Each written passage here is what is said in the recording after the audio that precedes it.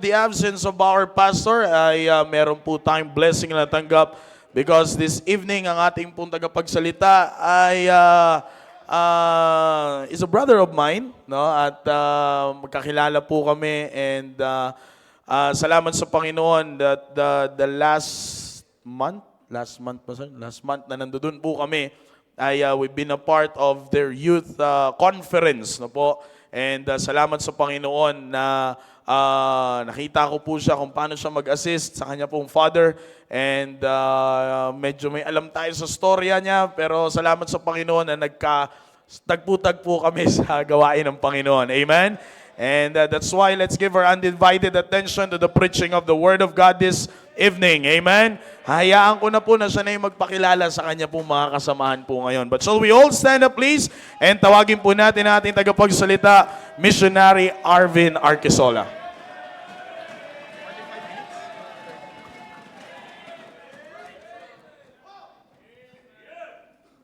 Magandang. Sir, hindi mo alam na hindi ako nakatulog ng ilang araw. Nilagnat ako eh. Anyway, magandang gabi po sa lahat. At I just want to take a moment to thank Pastor Hill. Pastor, kung nanonood po kayo, thank you so much. At binigyan niyo po ako ng privilege na makatayo po sa pulpitong ito. At salamat po sa inyong prayers. Kami po ay inyong missionary in Vietnam for 7 years by God's grace. I never dreamed to be a missionary, honestly. Kasi bago ako pumunta ng Vietnam ay nag-assist lang po ako sa tatay ko, Pastor Arquisola, in Rojas City, Capiz. Pero wala pong aswang po doon. Yun lang pong nakikita ko sa sarili ko. At una, hindi niya ako pinayagan. Sabi niya, hindi ka tinawag sa Vietnam. Vietnam is a communist country and there's no freedom of religion. Hindi ka makapagbigay ng gospel tract. Hindi, kung ayaw nyo ng soul winning, pumunta kayo ng Vietnam. Walang soul winning po doon. Wala. Closed country. At hindi niya ako pinayagan. Sabi niya, wala. Magiging stagnant ka doon. Maging idle yung time mo. Sabi ko sa kanya, tinawag ako.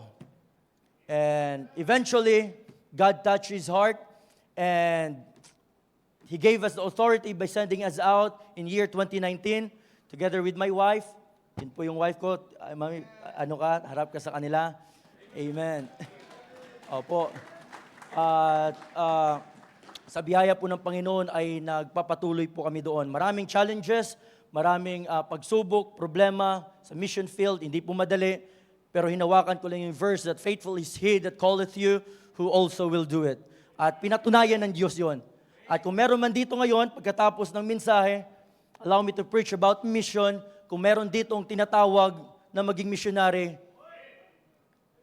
we need more laborers in Vietnam. And we have a on-deck missionary here in Ghana, Africa. Ka-graduate niya lang in Bethany, Sir Bandmore. Palakpakan po natin. Missionary. In Ghana, Africa, actually we have in Ghana, Africa also, and we have Brother Reuben, missionary in Cambodia. He's a Cambodian. Actually, that is our prayer.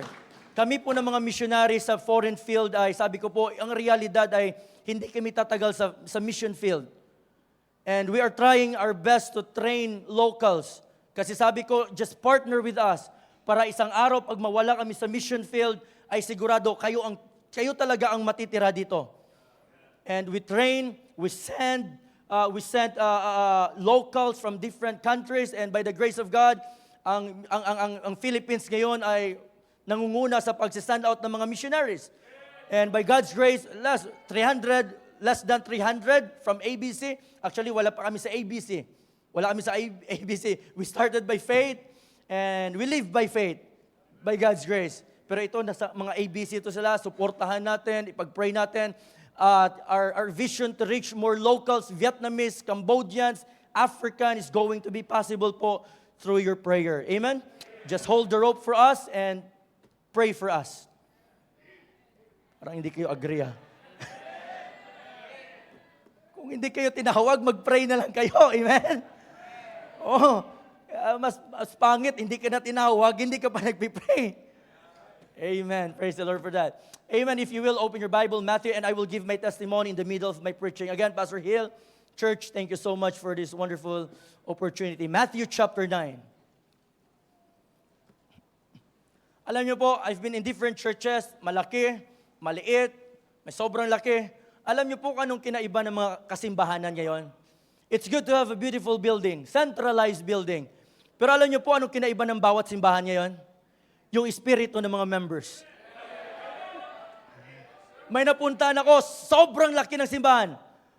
Pagpasok ko lang, wala namang kumamay sa akin at nag-smile. Sabi ko, hindi na ako babalik dito.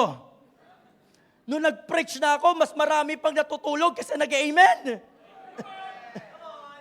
Mas marami pang nag-cellphone kasi nag-amen. Pasalamat kayo na may magandang espiritu yung pastor mo, kaya yung simbahan maganda din ang espiritu. Salamat po sa pagpahiram nyo sa inyong pastor. Last month, we have a great conference and more than 200 young people surrendered full-time in the ministry and we have more than 700 delegates. Hindi pa na nagpa-oo si Pastor Hill pero siya na ulit yung speaker namin. Salamat po sa pagpahiram. At napakapalad nyo po na may pastor kayo katulad ni Pastor Hill. Ang daming miyembro, ang daming Kristiyano na gusto maging pastor yung pastor nyo. Pero hindi binigay ng Diyos. Just want to encourage you, support the vision of your pastor. Love your pastor. Kasi napakapalad nyo po. Gusto nyo palit tayo? Pwede rin. Ng pastor. Di ba? Ayaw nyo? 9. Matthew chapter 9, beginning verse 35. Let's read together.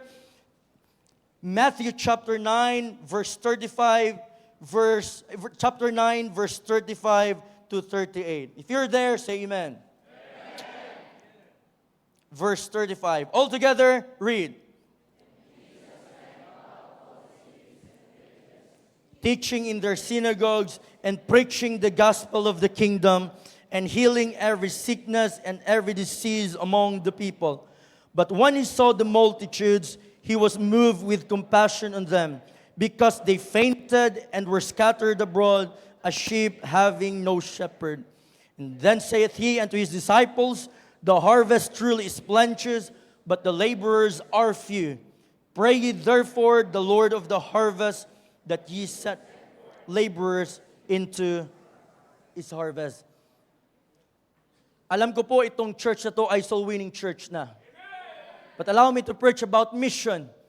And it's just a reminder tonight. And the title of my message tonight, Pray ye for the great harvest. Pray, give, and go for the great harvest. Tayo po manalangin saglit. Dakila naming Diyos, salamat po sa inyong salita. Salamat po na may mga anak pa rin kayo na pinapalagan yung midweek service. Dalaan po namin, Panginoon, in the middle of the week, kailangan po namin ma-challenge. Kailangan po namin ma-revive. Kailangan po namin ma-refresh, Panginoon. And Lord God, we are just thankful this evening, once again, that we can come together in this place to worship your holy name, to sing, and we can bring our petition to you, O God.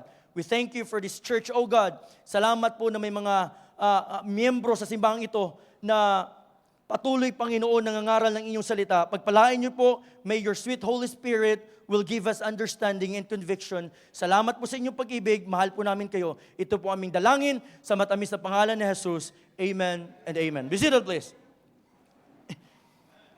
Pray ye for the great harvest. Don't forget that the purpose of this church, the Baptist Church, is to preach the gospel. We have one purpose, one mission, and that is to preach the Lord Jesus Christ. Lagi ko itong sinasabi, kung hindi ka makapaghayo every Saturday, you can give to your faith promise offering para masurportahan natin yung mga missionary, local and foreign. Kung hindi ka naman makapagbigay sa inyong faith promise, you can go out and win souls for Jesus Christ. I believe that the mission is the nearest and dearest in the heart of God, and so winning is the heartbeat of the church. Kapatid, ang dami ng kasimbahanan ngayon na wala ng soul winning. Ang daming worshipers sa church pero walang soul winner. And we praise God that this church is a soul winning church. But let me remind you tonight, we can see here that Christ shared his burden with his disciples. Actually, this account is repeated in the book of Mark, Luke, and John.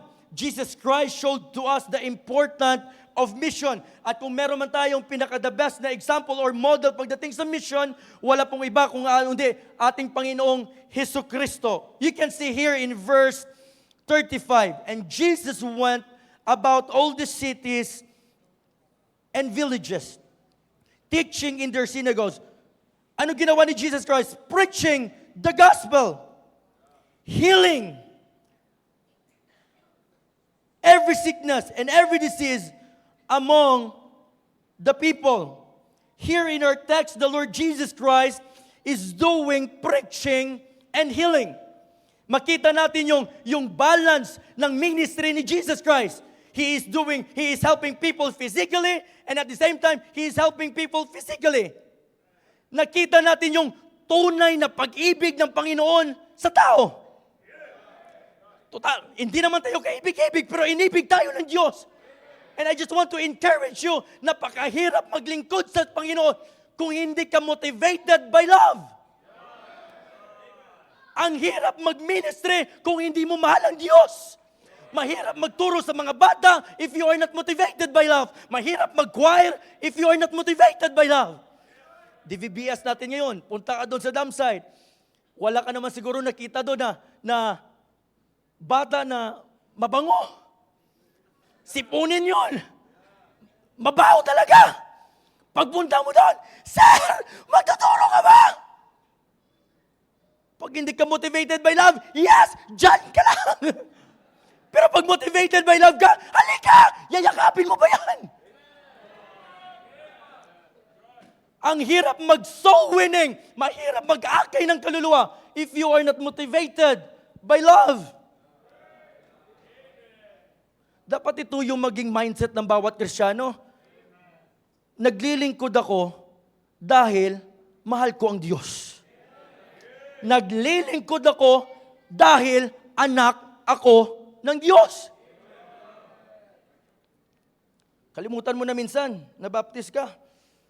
Kung hindi ka lang naman nag-soul winning. I remember when we started our work in Vietnam, Hanoi. Sabi ko sa kanya, sa wife ko, kasi nag-work siya sa Taiwan, dun siya na-save sa Taiwan for 12 years. Sabi ko, resign ka na at mag-start tayo sa Vietnam. Sabi niya, ngayon lang siguro ako hindi makapag-submit. Pambihira. Matindi.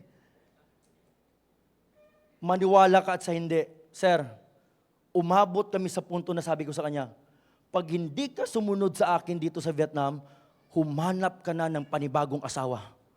Siyempre, kinabahan ako nun. Siyempre, baka tutuhanin.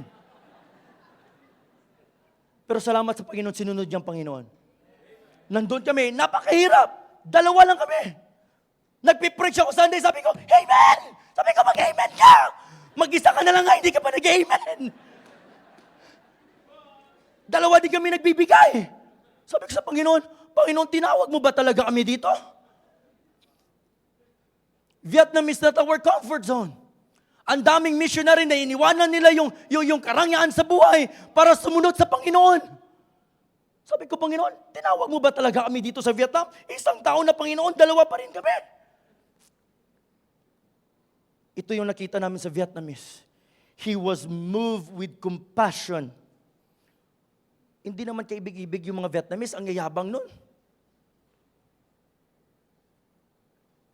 Kahit sino dito na missionary, walang gusto na pumunta doon sa mission field. May 3 kaming missionary sa Africa. Missionary Coros in Ghana, Africa. We have in Liberia, Africa. Missionary Niepes. And we have Leoford Villera in Liberia, Africa. In Africa. Sabi ni Pastor, gagawa tayo ng Team Africa. 50 missionaries in Africa. That is our vision. To send out more missionaries. Sabi ko, Lord, salamat na hindi mo ako tinawag sa Africa. Nakita ko yung mga mission namin. Galing niya na, graduate na sa Bible College namin. Nawawala na yung buhok nila. Sa sobrang init. Sabi ko, Lord, ayaw ko dito. Yung dalawang missionary namin pinauwi ni pastor kasi nagka-malaria. 50-50, pinauwi ni pastor, umuwi kayo muna dito. Nagpagamot. Yung isang missionary namin, sabi ni pastor, wala na. 50-50 na talaga. Ipag-pray na lang natin ang kalooban ng Diyos. Wala na, butot balat na. Nagka-malaria. At yung missionary na yon ay discipler ko. Nag-pray ako sa Panginoon. Kasi wala na, nag-expect namin na mawawala na anytime. Sabi ko, Lord, kung may 15 years pa ako, kunin mo at bigay mo kay missionary Niepes. Brad, pinagaling ng Diyos. Nung pinagaling ng Diyos, nag-pray ako ulit, Lord, bawiin ko na yung 15 years. Ang haba pala nun. Kahit 5 years na lang. And they are doing a great work in Ghana, Africa. In Vietnam, we have in Taiwan. We send out missionaries for the sake of the gospel. This is the meaning of the word compassion. You will see the emptiness in their heart. Kawawa siya, when he saw the multitude, his heart was moved with compassion. And if you are truly saved tonight, the Lord will work in your heart to love people. Yung ibigin mo, yung inibig ng Diyos. Why so many Christians never win souls? Kasi isa lang naman yun eh. Wala silang pag-ibig sa kaluluwa. We praise God here in the Philippines that we have the freedom to preach. Kahit mag-preach ka dyan sa park, walang kukulong sa'yo. Subukan mo sa Vietnam. Bukas na sa Pilipinas ka na. But why we stayed in Vietnam? We stayed in Vietnam for the sake of the gospel. As a church, we are commanded by our Lord Jesus Christ to preach the gospel into all the world. That's why we are striving together for the faith of the gospel. And I believe if every members of this church would only be committed to win souls for Jesus Christ, I believe we can turn Vietnam, Africa, Cambodia, Philippines upside down for the gospel of our Lord Jesus Christ. Don't forget that this is a command. Nung nag-preach ako sa Vietnam, sabi ko sa mga pastors doon, sa mga Vietnamese, sabi ko, pastors, partner with us. Katulad ako, baka last year ko na sa Vietnam. Sabi ng tatay ko, umuwi ka na dito. Kasi mag-evangelist ako. Gusto ko magpastor ka dito, yung buhay pa ako. Hindi yung patay na ako. Sabi ko, pambira, nagpapaano na to, nagpaparinig to, baka mamatay to bigla. Sabi ko, nako, uwi na ako. Don't forget that this is a command. Sabi ko sa mga Vietnamese, partner with us. Kasi kayo ng mga Vietnamese, kayo ang tatagal dito. Pero kami hindi. Sadya kita na pumunta kami doon sa bundok. Nag-evangelism na kami sa mga Christian na. Pinaikutan kami ng mga pulis. Ala, naghabulan kami. Para hindi na makuha yung mga passport namin. Actually ngayon, hindi kami makabalik-balik ngayon kasi napaka-stricto ngayon ng immigration doon sa Vietnam. Please pray for us. May mga unfinished business ba kami sa Vietnam? Sabi ko, Panginoon, kung kunin mo man kami sa Vietnam at ibalik sa Pilipinas, gusto ko, establish na yung gawain doon.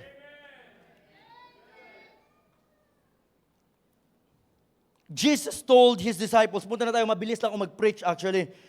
Jesus told His disciples to go out into a great harvest. Open your Bible, John chapter 4. At punta na tayo sa ating point number 1. John chapter 4.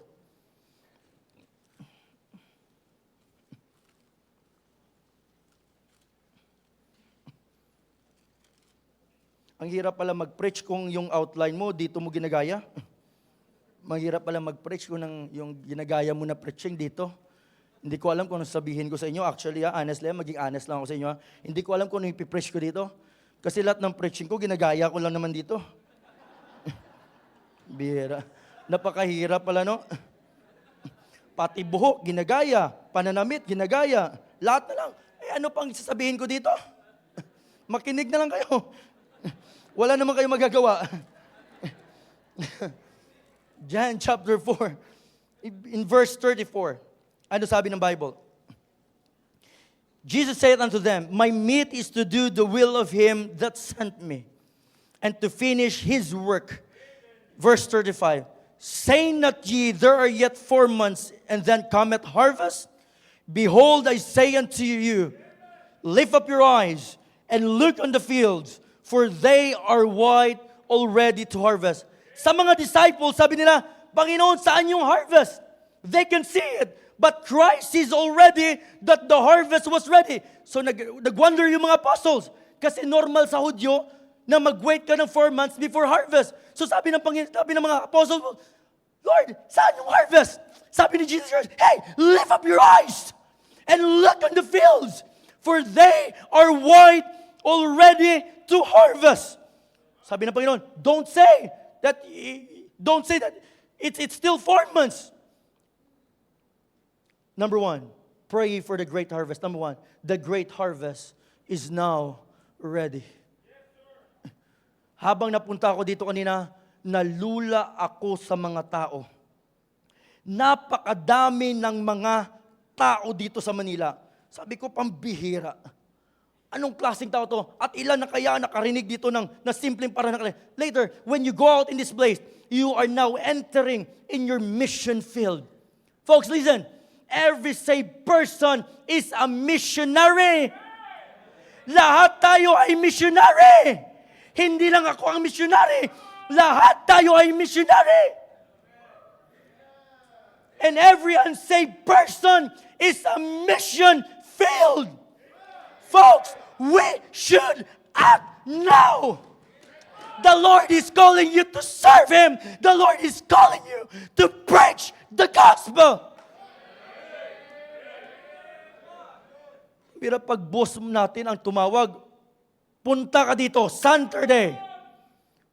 Pag hindi ka pumunta dito, hindi mo makakuha yung bonus mo. Pambira, alas 5 pa lang nandun ka na. Siguro pag pinatawag ka ng presidente sa Malacanang, punta ka dito alas 9, siguro alas 4, nandun ka na.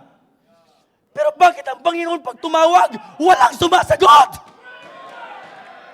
Bakit ang Diyos na tumatawag, bakit bingi ang mga Kristiyano? If you are working in your office, you are a missionary to your boss. If you are a student, you are a missionary to your school. Folks, listen. Wherever God placed you, you are a missionary there. And we sometimes, believers of Jesus Christ, we only focus on material things. And we have never seen that there is more important business that we should be doing. And that is to evangelize the world. This is not the business of Pastor Hill. This is not the business of Pastor Arquesola. This is not your business. This is the business of our Father in heaven. That's why we must take it seriously. Kung seryoso ka sa pag-aaral mo, maseryosohin mo ang pag-aakay ng kaluluwa. Kung seryoso ka sa trabaho mo, maseryosohin mo ang pag-aakay ng kaluluwa. Kung seryoso ka sa mga bagay sa sanlibutan ito, maseryosohin mo ang paglilingkod sa Diyos. This is the business of our Father in heaven. Take it seriously, my friend. Huwag mong sabihin ang soul winning para lang sa mga full-time. Huwag mong sabihin ang soul winning para lang sa mga missionary. Men are dying. Souls are perishing. They need the Lord Jesus Christ. They need the Savior.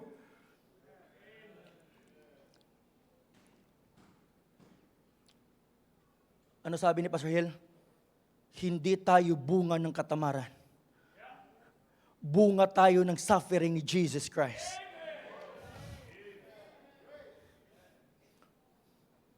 Tignan mo, kahit saan ka pumunta ng simbahan, ang daming worshiper taga Sunday. Pero tignan mo sa Saturday, kakaunti ang soul winner. Kahit saan ka pumunta, the true gospel that has changed with time, culture, or opinions. Apostle Paul stood firm in defending the gospel of Jesus Christ. sana gawin natin yung purpose ng buhay Kristiyano natin kung bakit tayo iniligtas ng Panginoon. The light of the glorious gospel of Jesus Christ. Napakadilim pa. Imagine mo ang Vietnam, 100 million. Ilan lang kami na misyonary doon, mabilang mo lang. Ang Africa, ang laki-laki. Mabibilang mo lang yung misyonary.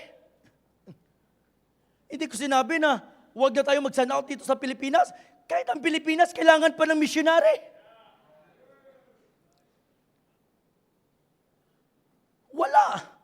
Walang laborers.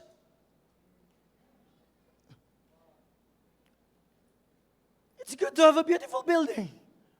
It's good to have a lot of buses. Pero kapatid, ang kayamanan ng simbahan ng ito ay ang kaluluwang naliligtas araw-araw. Kahit gaano kayaman ang simbahan ito, kung wala ng kaluluwang naliligtas araw-araw. Pumunta kayo sa ibang simbahan. Kung may mga bisita pa pag Wednesday, wala na.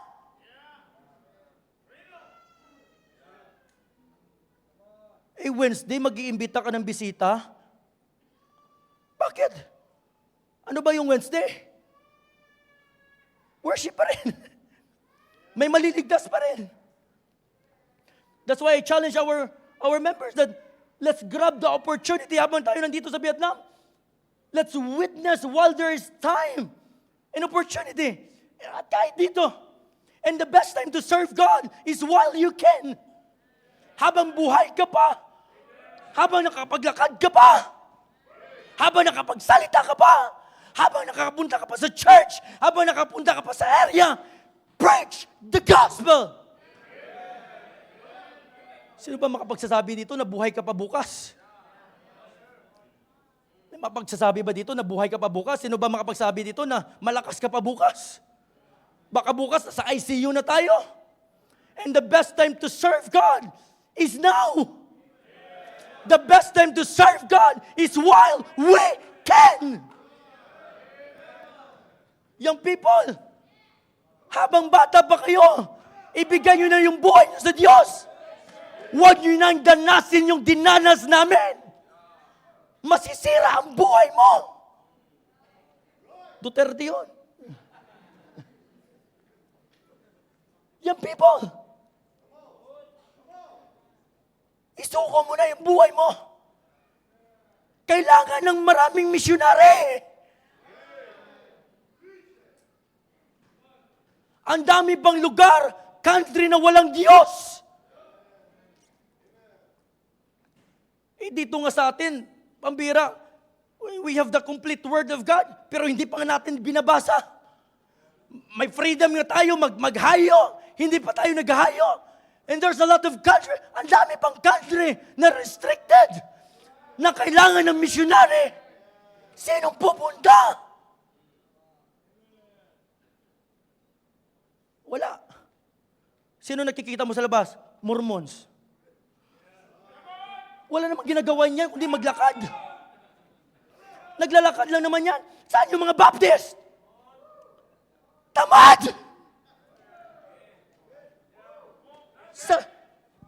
We have the complete right of God. We have the right church. We have the right Bible. Saan yung Baptist? Tulog!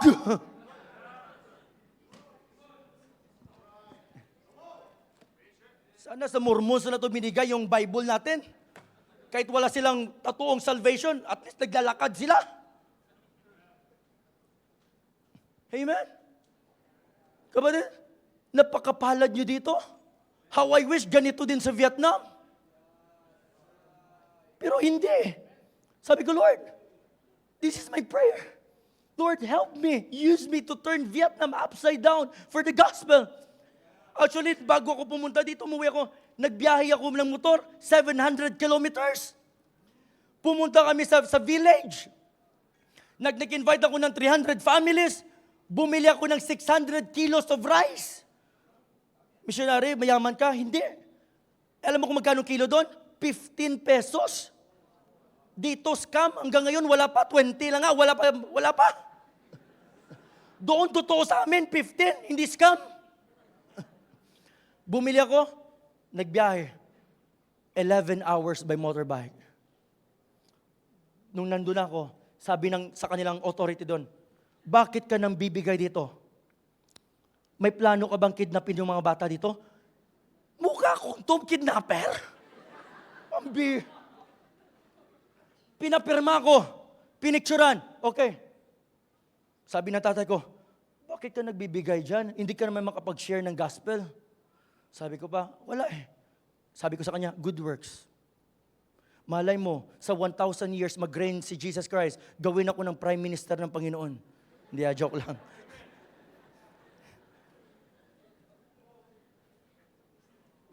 Bakit ginagawa namin? Dahil sa kaluluwa ng tao.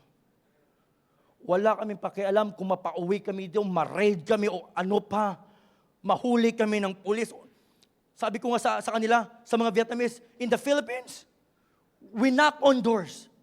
Here in the Vietnam, police is the one knocking on doors. Naranasan namin lahat. Sunday, maglalagay ka dyan ng tarpaulin na happy birthday kahit walang birthday. Para pag pumasok yung mga pulis, happy birthday. Sino may? Lahat kami may birthday linggo-linggo. Para maging safe lang. Eh dito may kalayaan na tayo, ang tamad-tamad pa ng mga Kristiyano. May kalayaan ka na. We are called to be ambassadors. Ambassadors for what? For Christ. For the gospel what? Sake. We must give our lives. How shall they hear without a preacher? How shall they hear without soul winner? And how shall they hear without laborers?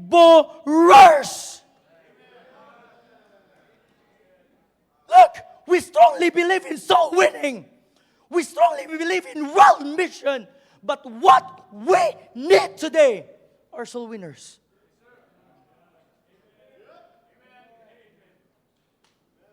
Amen?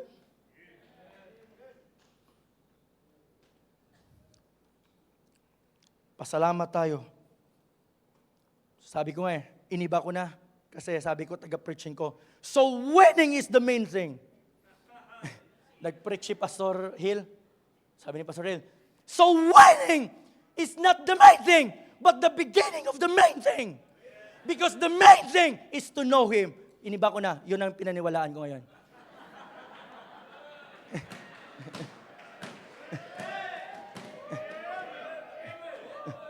Sa may magtatanong, may supporting verse kami, huwag kayong mag-alala. Totoo yun. Madaling mag-soul winning, madaling maglingkod pag alam mo at kilala mo yung pinaglilingkuran mo. Yung intimacy natin, yun yung main natin. Yung intimacy with God, yun ang main journey natin. Kasi pag kilala mo ang Diyos, madali na lang, madali maging loyal sa pastor, madali maging loyal sa church, madali mag-soul winning, madali mag-choir. Yun, kung kilala mo yung pinaglilingkuran mo. Kaya sa mga nakikiniga, soul winning is not the main thing. It's the beginning of the main thing. Klaro? Klaro?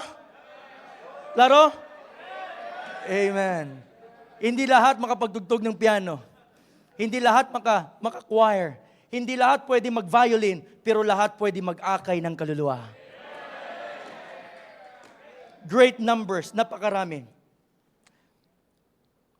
That's why we send out missionaries.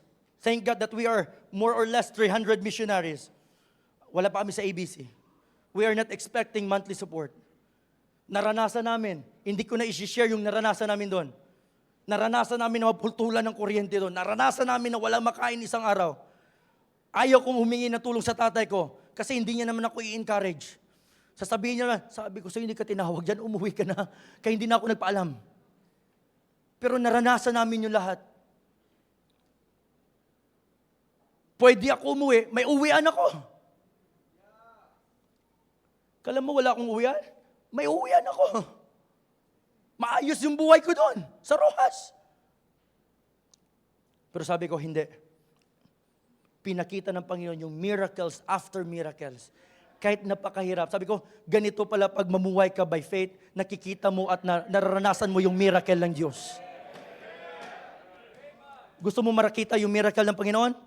Live by faith. Number 2, the great harvest. Look at in verse, malapit na ako, verse 30. Balik tayo sa text natin. Verse 38. 37, the Bible says, Then saith he unto his disciples, The harvest truly is plenteous, but what? The laborers are few. Number 1, the great harvest is now ready. Number 2, the great harvest is in need. What is the need? Resources. Folks, listen. God has no limitation. He can provide everything. He can provide the money. He can provide lahat. Pwede niya i-provide. But He is waiting for someone na magsabi, Lord, here am I. Send me. What is the need? The harvest is plenteous, but what? The laborers. What is the need? Laborers. Why lack of laborers? Bakit walang laborers? Bakit wala? Pag sinabi ni Pastor, soul winning tayo, maglingkod tayo, walang laborers. Kasi wala ng concern.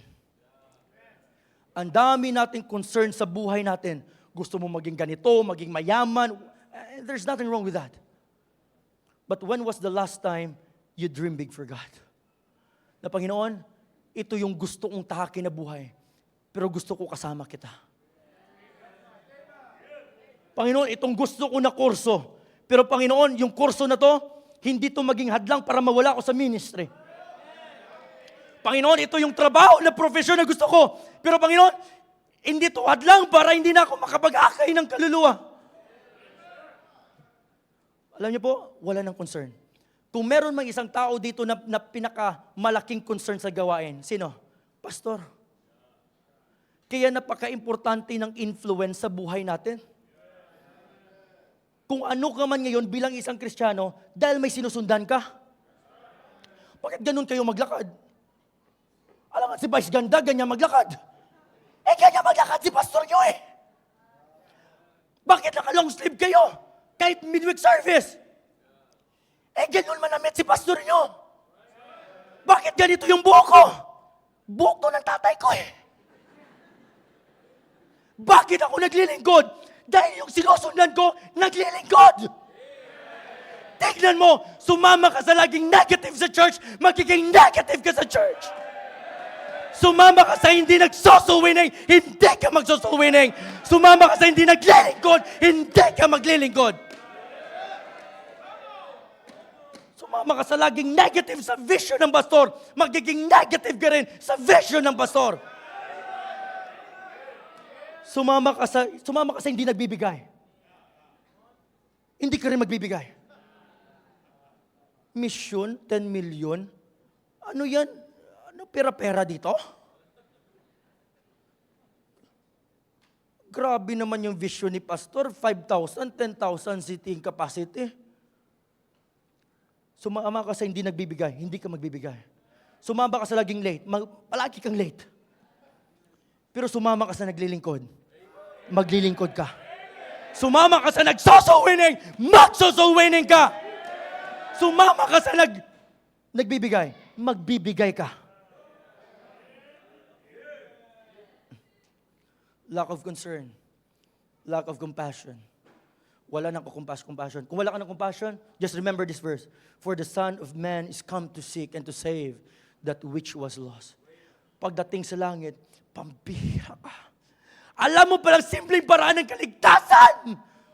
Katrabaho kita. Napaka-chismosa mo ba naman? Alam mo palang simpleng paraan ng kaligtasan, pero hindi mo binahagi sa akin. Nandito ako sa dagat-dagat, apoy. Classmate kita. Kasabayan pa tayo mang chicks. Alam mo palang, kasamahan pa kita nag-cut ng class. Alam mo pala simpleng paraan ng kaligtasan. Pamilya kita. Nakikita ka na every Sunday, pumupunta sa church. Alam mo pala simpleng paraan ng kaligtasan. Pero hindi mo binahagi sa akin. Kasi wala ka ng compassion sa kaluluwa.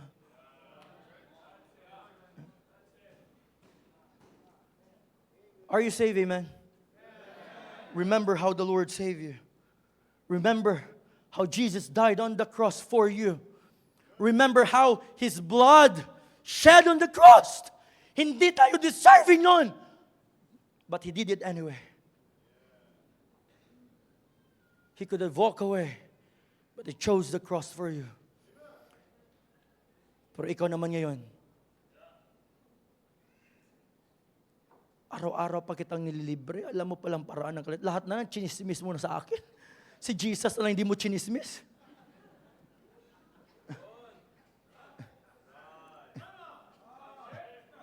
Kasama tayo mag-basketball. Bira, ang buaya mo pa nga. Alam mo pala ang simpleng paraan ng kaligtasan, hindi mo binahagi sa akin. Lack of commitment. Wala ng commitment. Tignan mo, ang daming nawawala sa church dahil walang commitment. Minsan hindi commitment, di kondisyon eh. Panginoon, magsusuwinig ako pag pinagpala mo ako. Panginoon, maglilingkod ako pag blinas mo ako. Panginoon, maglilingkod ako pag promote mo ako. Hindi commitment yun, kondisyon yun. Yung commitment, Lord, kahit hindi mo ako pagpapalain, hindi kita iiwanan. Lord, kahit wala akong pera, nasa soul winning ako. Panginoon, kahit hindi mo ako i-promote, nasa church ako. Panginoon, kahit hindi mo ako magpapalain, paglilingkuran kita. Yun ang commitment. Tignan mo yung choir. Unang buwan, 80. After 6 months, 30. Convenient eh. Kondisyon. Kailangan ng Diyos, commitment. Tignan mo mga soul winner. First month of the year, ang dami. Soul winning tayo. After soul winning, may kainan pa. Yun, nung siya na lang. Wala na rin. Pag may commitment ka, kahit mag-isa ka na lang, magpapatuloy ka. Hindi ka naman nagsosoul winning dahil may kasama ka. Hindi ka naman, huwag mong hugutin yung paglilingkod mo at motivation mo sa tao. Iiwanan ka niyan. Pamilya nga, iiwanan ka yung hindi mo pa kapamilya. Isa lang tao na hindi nagbabago, ang Diyos lang. Lack of consecrated vision, for without vision, the people perish. Folks, listen. Support the vision of your pastor. Because his vision is worth pursuing. You know why? Para sa Diyos. Alam ko kung yung vision ng pastor nyo hindi para sa Diyos, hindi nyo naman susuportahan yun eh. Pero pag alam nyo, yung pastor nyo, ang vision para sa Diyos, suportahan nyo. Habol ka ng habol sa blessing. In-overtake mo pa yung kalooban ng Panginoon kasi kala mo yung blessing nandun sa Amerika. Lumabas ka sa ministry. Kapatid, sabihin ko sa inyo, dalawa lang alam ko para pagpalain ka. Love your pastor and love the souls of men. Blessing will chase you. Just love the souls of men and love your pastor. By all means, serve God. By all means, preach the gospel. Support the vision of your pastor. And last, tayo po tayong lahat. Jeremiah chapter 8. Tayo po tayong lahat. Para hindi kayo maniwala, tapos na po ako. Jeremiah chapter 8.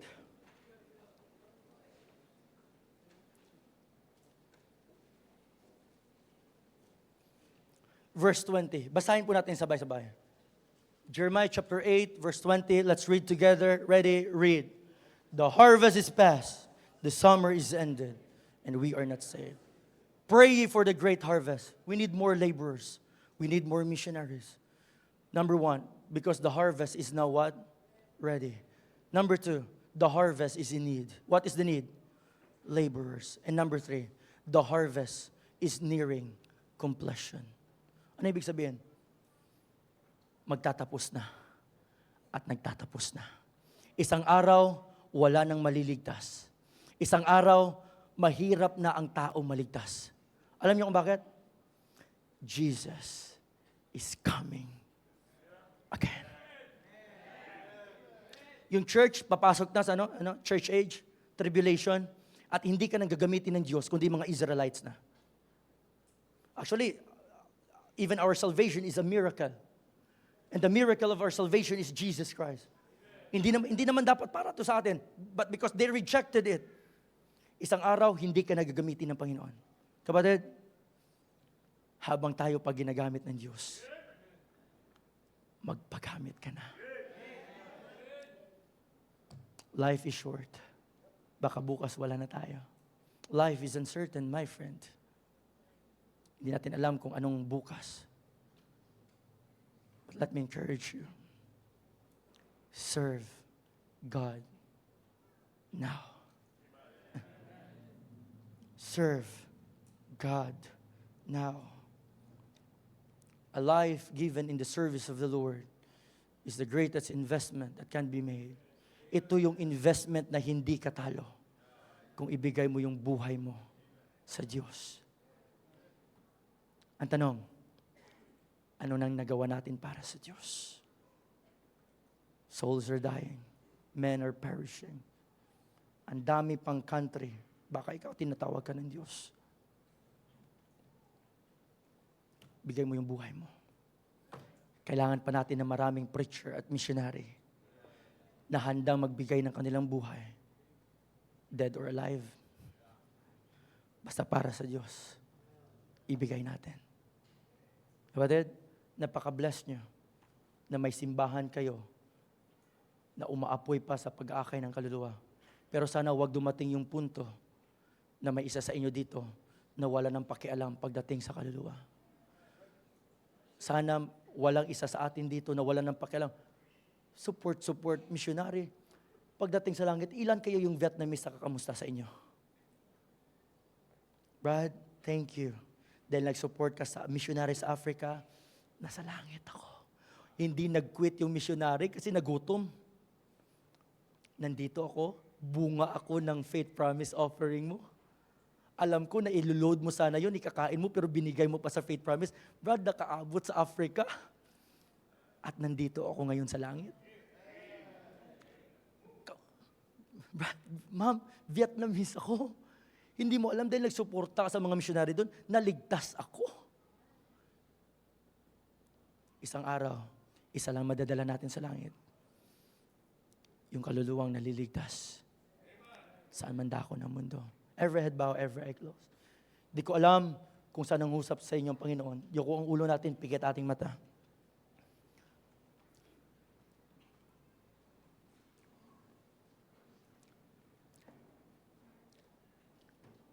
Pagkatapos ko po manalangin, ibibigay ko na po yung invitation kay Preacher Maki. Dakila naming Diyos. Panginoon, salamat po sa reminder. Na Panginoon, hindi lang ang Pilipinas ang kailangan ng gospel. Ang dami pang lugar na hindi man lang nakakilala sa pangalan ng aming tagapagligtas. Panginoon, kung meron man na magkaroon ng concern, walang iba, Panginoon, kundi kami ng mga anak niyo. Panginoon, kung may tatawagin ka dito, hindi man ngayon, balang araw, pag nakagraduate sila sa Bible College, Panginoon, huwag niyo pong kunin yung panawagan na yan. Kailangan po namin ng manggagawa. Hindi lang dito, kundi sa foreign po, Panginoon. Palain niyo pong commitment ng bawat isa na hindi po namin ma-miss ang bawat linggo na hindi nakapag-akay ng kaluluwa. Hindi po namin ma-miss yung isang linggo na hindi makapagbigay ng gospel tract. At hindi po namin ma-miss yung isang linggo na hindi po makapag-pray sa mga foreign missionaries po namin and even local missionaries. Palain niyo pong invitation. Ito po aming dalangin sa matamis sa pangalan ni Jesus. Amen. Amen. If the Holy Spirit is speaking to your hearts, brethren, through that message, let's come to the altar and let's make a commitment sa ating pong Panginoon.